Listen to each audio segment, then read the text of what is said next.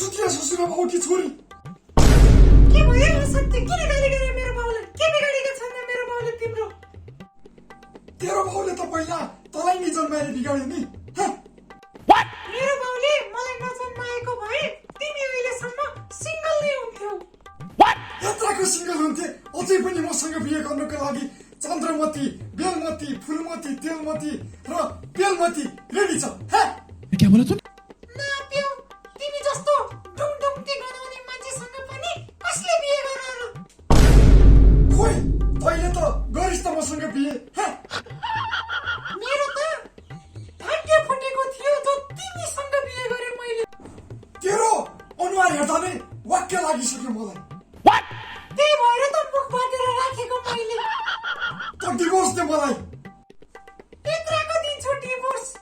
divorce दे दिन्न divorce दे दिन्न दे दिन्न दे दिन्न दे दिन्न दे भन्दैछु दिन्न भनेको सुनिनौ होइन ए बाउ यो सेक्स माग्ने कुन तरिका हो तिम्रो शाला रामकुमारीको छोरा तँलाई नै भने ए बाउ आमाको अगाडि जे भाइ दे बोल्छस् अनि सुड्डो सुड्डीहरू अघिदेखि के दे दिन्न भनिरहेको शाला तरिकाको लागि त डाइभोर्सको कुरा गरिरहेको हामी तैले सानै छोस् बुझ्दैनस् यताको बुझ्दैन बुढा आमा डिभोर्स दिनु पर्दैन यो बोका बाउलाई शाला तरिकाको लागि त दुईटा ढाडे बिरालो कुराकानी गरिरहेको बेलामा बीचमा मुसा बनेर नघुस नत्र च्यापेर मर्लास् यताको च्यापेर मर्छु बुढा आमाले डिभोर्स नदिँदा त तिमीले गाउँको सबैलाई गर्भवती बनाए अझ झन् आमाले डिभोर्स दियो भने त हाम्रो गाउँको के होला हालत आफै सोच त बुढा एकचोटि नदियो आमा डिभोर्स यो बाउले डिभोर्स नदियो कति छ त यस्ता पाँचलाई डिभोर्स तेरो बाउ पाची तेरो आमा पाची तेरो भाइ पाची तेरो सन्तान पाची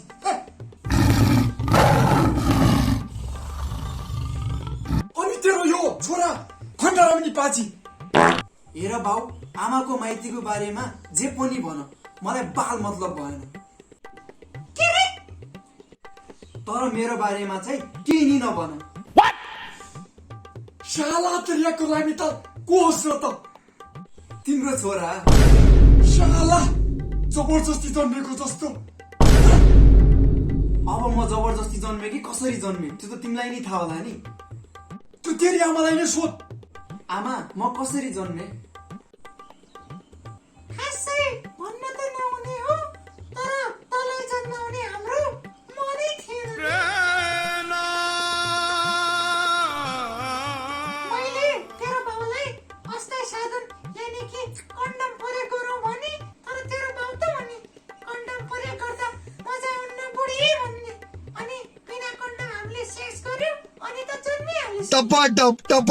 ए कुरा यस्तो पो हो ओइ अब मेरो र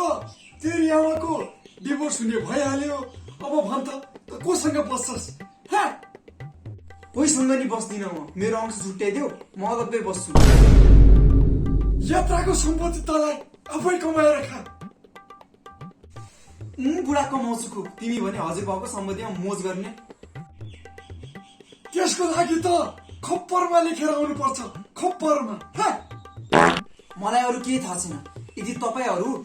डिभोर्स गर्ने हो भने मेरो अंश छुट्याइदिनुहोस् ओइ रामकुमारी के भो यो साला अत्रियाको लागि त सम्पत्ति माग्दैछ यदि यसलाई सम्पत्ति दिनुपर्छ भने डिभोर्स क्यान्सल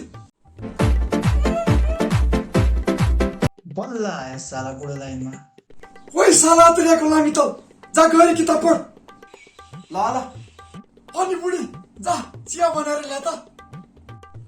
बुढा चियामा कुन खाने कालो कि दुध हालेको दुध हालेको गाईको दुध हालेको कि भैँसीको दुध हालेको भैँसीको दुध हालेको कालो भैँसीको कि गोरु भैँसीको गोरु भैँसी पनि हुन्छ र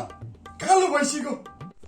कालो भैँसीमा पनि मोटोवाला भैँसीको कि पातलोवाला भैँसीको मोटो भैँसीको बुढा चियामा चियामा धुलो हाल्ने कि नै नै चामल नै खुर्सानी नै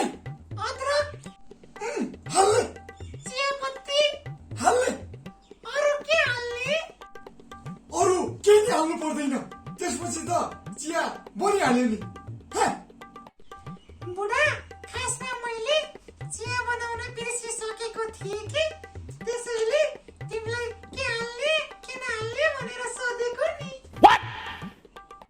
ओ तेरो यस्तै पाराले त डिभोर्स दिउ लाग्छ मलाई हे ओ गाइज भिडियो कस्तो लाग्यो कमेन्ट गर्नु होला अनि लाइक गर्नु होला भिडियोलाई यदि मन पर्यो भनेपछि र सेयर गर्नु होला यदि चाहिँ भिडियो चाहिँ अति मन पर्यो भनेपछि यदि मेरो च्यानललाई चाहिँ अहिलेसम्म सब्स्क्राइब गर्नु भएको छैन भने सब्स्क्राइब गर्नु होला गुड डे